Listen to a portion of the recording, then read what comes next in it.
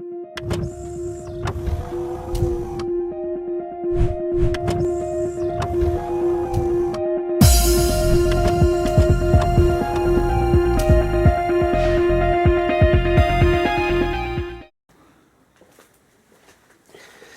aí pessoal, estou de volta a mais um vídeo do SN Comenta. Eu administro a página no grupo do Esmiuçando a Cultura Nerd no Facebook, além de ter um blog também. Também administro a página no grupo Overdose HQ também no Facebook. E estou com meu amigo Thiago Palhares, que eu tenho que agradecer muito, porque eu não faria esses vídeos sem ele inicialmente, que estamos num papo de mesa. A ideia foi dele, eu simplesmente estendi para o Esmiuçando a Cultura Nerd, né? No caso o SN.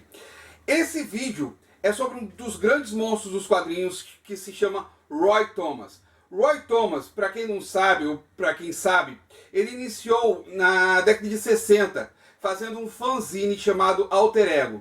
O trabalho no fanzine foi com o Jerry Bale. Eles dois faziam um fanzine juntos, né? O Jerry Bale fazia a maior parte das matérias, o Roy Thomas fazia textos onde ele falava sobre personagens da Era de Ouro. Né? Tanto que o primeiro texto dele foi de Reincarnation de Spectre, falando sobre o personagem Jim Corrigan, o Espectro. Depois disso, ele recebeu um convite em 1965 pela DC Comics para ser assistente do editor-chefe da época, Mort Weisinger. Só que a relação dele com Mort Weisinger não era uma relação muito boa. Né? Mort Weisinger não tratava ele decentemente, dava muitos esporros nele, nunca deu oportunidade para ele escrever nenhum roteiro. Então ele fez uma reunião com o Stan Lee, aonde Stan Lee chamou ele para fazer páginas testes, né? Um roteiro de 4 páginas para 4 páginas da Fantastic Four Anual 2. Ele fez esse teste, Stan Lee falou com ele o que tinha que acertar, o que estava errado. Deu certo, tanto que mais tarde, quando ele voltou para a DC Comics, ele já pediu demissão a Mort Weisinger e foi trabalhar na Marvel Comics. Ele começou na Marvel Comics em dezembro de 1965, escrevendo para a revista Modeling with Millie 44. Nela ele escreve histórias para Modelo Millie, né, que era uma revista de romance. Era uma revista de romance que a Marvel publicava ainda na época e tal. Ele escreveu os roteiros dessa revista e continuou. Ele foi anunciado mais pra frente, em janeiro de 1966, como membro da Marvel, né, na Marvel Bullets. Era a seção de cartas da Marvel na época. Depois de ser anunciado, em janeiro de 1966, ele já começou escrevendo histórias para o Homem de Ferro em Tales of Suspense 71. Essa revista ele escreveu, mas aí que tá, como o Stan Lee considerou que não tinha o método Marvel de escritura, ele acertou 50% da história. Então 50% era do Stan Lee, 50% era do Roy Thomas. Né? Ficou um meio a meio na história. Mas isso daí já dizendo que ele era membro do grupo. Antes disso, ele já havia escrito roteiros para Carlton Comics. Em janeiro de 1966, uma história que ele escreveu chamada The Second Trojan War foi publicada na revista Son of Vulcan 50. Em março de 1966, outra história que ele já tinha escrito também, já tinha entregue a Carlton Comics, The Eye of Horus, foi publicada na Blue Beetle 54. Ele mostrou esses trabalhos pro Stan Lee, e Stan Lee falou, legal e tal, né? Muito disso você pode ver nesse livro aqui, Marvel Comics, A História Secreta. Aqui tem a entrada do Roy Thomas, tem toda a passagem do Roy Thomas na Marvel Comics até sua saída, tá? Em 1980, na década de 80, devido a problemas com Jim Shooter e tal, mas isso daí eu vou falar mais pra frente. Sua passagem na Marvel Comics trouxe vários benefícios para ele, porque ele escreveu muitas histórias em quadrinhos, ele criou muitos personagens para a Marvel, ele participou da criação de muitos, ele foi editor-chefe da Marvel entre 72 e 73, tá? As histórias que ele escreveu histórias para o Sargento Fury, para Patsy and Head, que também era uma revista de romance. Ele escreveu histórias para The X-Men, The Avengers, The Incredible Hulk. Ele escreveu o casamento do Jaqueta Amarela com a Janet Van Dyne, a Vespa, na época, né? Ele escreveu a história deles em Avengers 60. Ele foi responsável pela história A Guerra Kree-Skrull, que foi publicada na revista dos Vingadores também. Ele foi responsável pela levada do personagem Conan o Bárbaro para Marvel Comics em outubro de 1970, junto com o Barry Windsor Smith. Né, os dois foram responsáveis. Eles também foram responsáveis pela levada do personagem Cool, né, o Rei Cool, e também da personagem Red Sonja, né, Red Sonja, como ficou conhecido aqui no Brasil. Esses personagens foram introduzidos, eles eram personagens do Robert E. Howard, eram publicados na década de 30, né, em edições que eram mais histórias do que desenho, né, eram pulps na época, né, eram revistas de baixo valor, de baixa qualidade também, mas Roy Thomas e Barry Windsor Smith conseguiram introduzir os personagens na Marvel Comics na década de 70. Ele também foi responsável pelas histórias do Amazing Spider-Man. Além de, uma das coisas que ele mais gostava de fazer era fazer produções de filmes para os quadrinhos. Ele foi um dos responsáveis pelo um dos primeiros crossovers entre a Marvel e a DC em 1975, fazendo a história The Wizards of Oz. Ele escreveu o roteiro, foi o editor das histórias, né? Foi o primeiro crossover de todos, antes mesmo de Superman e Spider-Man, né? Ele também escreveu histórias para Fantastic Four e outras coisas mais. O período em que ele foi editor-chefe, como eu falei, foi de janeiro de 1972 a dezembro de 1973. Ele simplesmente participou da criação de vários personagens, entre eles o Motoqueiro Fantasma, tá? Ele também participou da criação do Justiceiro. Outras coisas que ele também fez foi criar personagens como a Carol Danvers, né, que é uma das personagens que ele criou, que viria a se tornar Miss Marvel, hoje é a Capitã Marvel. Ele criou o segundo Cavaleiro Negro, tá? Ele criou o Banshee, que era um personagem que viria a fazer parte dos novíssimos X-Men, que na época, se eu bem me lembro, ele ainda não era editor-chefe, ele só fazia editoração. Ele participou da criação do Ultron, mais pra frente da criação do Visão, né? Isso aí com o John Buscema. Ele também participou da criação do Solaris, que também viria a fazer parte dos novos X-Men. Ele criou o Esquadrão Supremo, né, um grupo de super-heróis que lembrava muito a Liga da Justiça, que era formado por Falcão Noturno, Rouxinol, Arqueiro Dourado, Águia Americana, tínhamos o Tom Polegar, tínhamos o Doutor Espectro, o Segundo Império Tufão. Era praticamente a Liga da Justiça dentro do universo Marvel. Era uma ideia que ele criou, que ele deu vida. Hoje em dia, tanto é que a revista Poder Supremo da Marvel Max traz todo esse universo de volta de uma forma bem diferente. Né? O Imperium, o Falcão Noturno, o Águia Americana, todos são introduzidos de forma bem diferente. Ele também foi responsável, junto com o Gary Conway e com o Gray Morrow, pela criação do Homem-Coisa. O Homem-Coisa seria um personagem que tem uma história muito semelhante ao do Monstro do Pântano. Ele veio antes do Monstro do Pântano. O Monstro do Pântano foi criado logo depois do Homem-Coisa. Outro personagem também que ele foi responsável pela criação foi o Dr. Samson. Dr. Sansão, como ficou muito conhecido também, ele era um médico, né, que tem radiação gama introduzida no corpo, mas ele não vira o Hulk, ele só ganha força semelhante à do Hulk, não igual ao do Hulk, tá? Também criou a Valkyria, né, que é uma personagem que viria a fazer parte mais pra frente dos Defensores. Ele criou os Defensores. Na época que ele criou os Defensores era só o Doutor Estranho, Hulk e Namor. Depois viria a introduzir o Surfista Prateado. Na primeira história, até ele fez a participação do Surfista Prateado. Ele também foi responsável pela criação da Mystic Knight. Para quem lembra, Mystic Knight, primeira aparição dela no universo Marvel, universo cinemático Marvel, foi na série Luke Cage, onde ela faz a personagem. Hoje em dia ela já até participou de Os Defensores. Ele também criou, como eu falei, o Motoqueiro Fantasma, né? A criação do Motoqueiro Fantasma foi junto com o Gary Friedrich e Mike Plug, tá? Ele criou o Helmut Zemo, o personagem Helmut Zemo, que vocês viram em Capitão América Guerra Civil. Além disso, também criou o personagem Punho de Ferro, da série do Netflix, que muitos não gostaram. Eu gostei, não tenho nada contra aquela série. Ele criou também o personagem Marvel Boy, que viria a fazer parte de outro grupo também, mais pra frente, né? Esses personagens ele foi criando na medida do tempo, na passagem do tempo. Depois, mais pra frente, ele largou, como eu falei, o papel de editor-chefe, largou o papel de editor, ficou como freelancer na Marvel, só que ele passava por um problema muito sério com o Jim Shooter, que era o editor-chefe na época.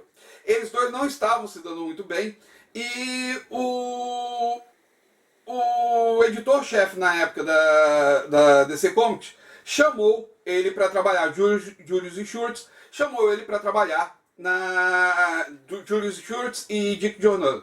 Chamou ele para trabalhar na DC. Ele foi para a DC Comics, onde ele começou escrevendo histórias para o Lanterna Verde na Green Lantern. Ele escreveu duas edições somente. A partir daí, ele fez outros trabalhos, como DC Comics Presents, onde ele ficou mais tempo, trabalhou junto com o Gary Conway durante muito tempo, ficando de março a setembro de 1981.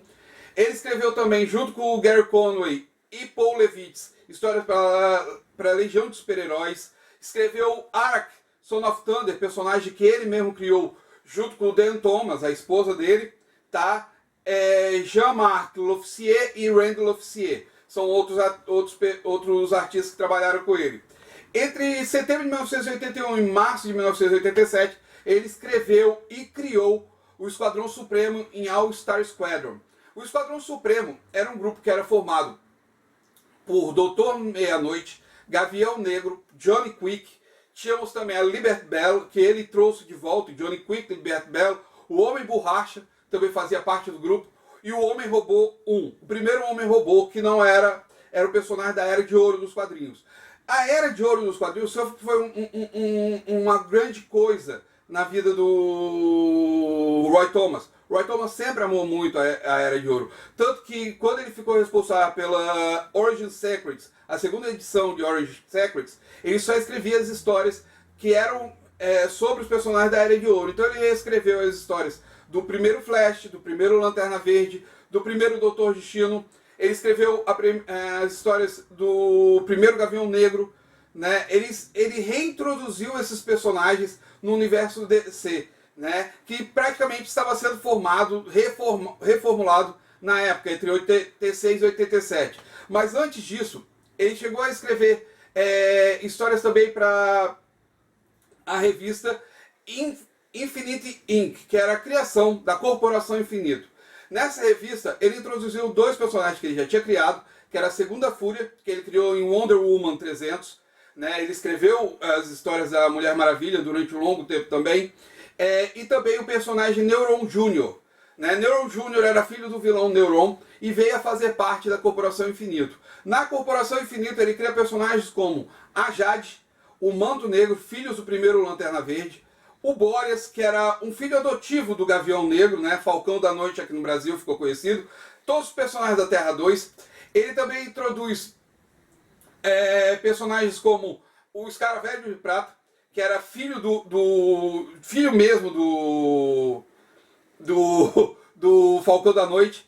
Ele também introduz o personagem Nucleon, que era filho do primeiro Átomo, né? Do primeiro guerreiro, do primeiro Átomo. Só que o Nucleon, ele tinha a capacidade de ampliar e diminuir o corpo, além de também mexer na massa muscular, né? Ficando mais forte, ficando mais fraco, dependia do que ele queria.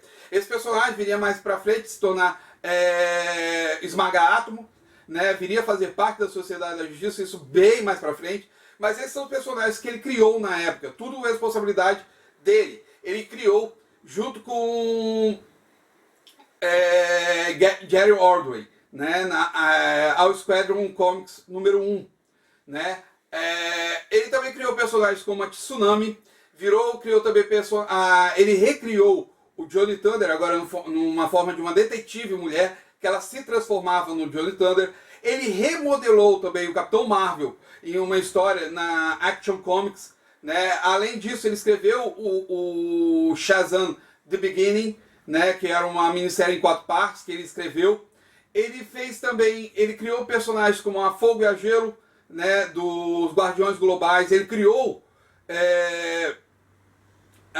os Guardiões Globais, de certa forma, teve uma editoração dele, ele participou da editoração, né? O roteiro dos filmes de 1983, Fogo e Gelo, ele escreveu junto com o Gary Conway. Ele escreveu também o roteiro do filme Conan, o Destruidor, junto com o Gary Conway. Foram filmes que ele escreveu. Tanto é que o filme Conan o Destruidor tem uma história até interessante, porque ele teve que pedir autorização ao Jim Shooter para poder fazer o roteiro, exatamente porque os direitos autorais que ele havia conseguido na década de 60 para Marvel Comics estavam ainda com a Marvel, então ele teve que pedir autorização por carta a Jim Shooter para poder escrever o roteiro, para poder fazer o filme. É uma história até legal, por conta que você percebe que quando você procura a carta, eu encontrei ela, você percebe que não fica nenhuma inimizade por conta do Roy Thomas. Ele sempre foi um grande fã de quadrinhos, ele sempre quis escrever quadrinhos, então sempre foi a paixão da vida dele. Ele fez um retorno para Marvel Comics, mas antes desse retorno, ele escreveu para Topps Comics, né, onde ele escreveu histórias para Xena, a Princesa Guerreira, e escreveu histórias para o personagem Hércules, né, baseados nas séries que estavam acontecendo na década de 80, na década de 90, desculpa. Ele também escreveu histórias do Elseworlds, né, linha do tempo, principalmente para o Superman. Ele escreveu 2 histórias para o Superman, uma para a Liga da Justiça, também baseadas em filmes antigos do Superman. Temos Guerra dos Mundos e temos também Metrópolis, né, que é baseado num filme. E também temos a Ilha do Dr. Moreau, que ele adaptou com a Liga da Justiça. Quando ele volta para a Marvel, ele vai escrever na Marvel Comics histórias para o universo Marvel Illustrated, né, onde ele escreveu histórias do Moby Dick, ele escreveu histórias Moby Dick, Os Três Mosquiteiros, escreveu O Homem da Máscara de Ferro, escreveu O Sequestro, né, tudo adaptações, Ilíada, de Homero. Ele escreveu o Retrato de Dorian Gray também. Ele adaptou, né, para os quadrinhos histórias que faziam parte do universo de romances, né? Como eu falei, ele gostava muito desse tipo de adaptação, como ele tinha feito com Wizard of Oz. Uma das adaptações que ele fez também, que ele participou, que ele foi editor na época, né, foi editor-chefe, foi exatamente A Tumba de Drácula, que ele permitiu a publicação da Tumba de Drácula sendo editor-chefe. Essa publicação da Tumba de Drácula, mais pra frente ele viria fazer a adaptação do romance de Bram Stoker para os quadrinhos também, que foi publicado depois na Marvel Illustrated, né? Essa adaptação foi na década de 70, pouquinho depois de A Tumba de Drácula. Ele fez a adaptação e na década de 90, 2000, foi adaptado de novo para Marvel Illustrated. Bem, a história de Roy Thomas é nesse patamar, é grande pra caramba. Eu, assim, fiz uma resumida aqui, bem grande. Eu tô fazendo esse vídeo, eu vou dar uma parada, infelizmente, eu vou ter que dar uma parada. Eu não vou poder dar uma continuidade a esses vídeos por enquanto, porque eu tenho que tratar de assuntos pessoais. Mas eu volto, eu não vou deixar de voltar. Eu vou continuar fazendo os cortes da ESN, tá? Que eu faço falando sobre quadrinhos, sobre adaptações, sobre filmes, sobre seriados. Eu vou continuar fazendo eles. Então, eu peço para vocês que continuem acompanhando, continuem curtindo. Deem seu like aqui se gostaram, se não gostaram, critiquem, falem o que vocês acham. Coloque aí alguma pontuação se você quiser saber mais alguma coisa, para ver se eu procuro para vocês. Eu vou nessa, galera. Agradeço a todos pelo acompanhamento. Um Feliz Natal para todos, já que esse daqui vai ser o vídeo, eu não vou fazer um vídeo de Natal. Uma boa passagem de ano, que 2018 seja maravilhoso para todos vocês. Até mais, pessoal!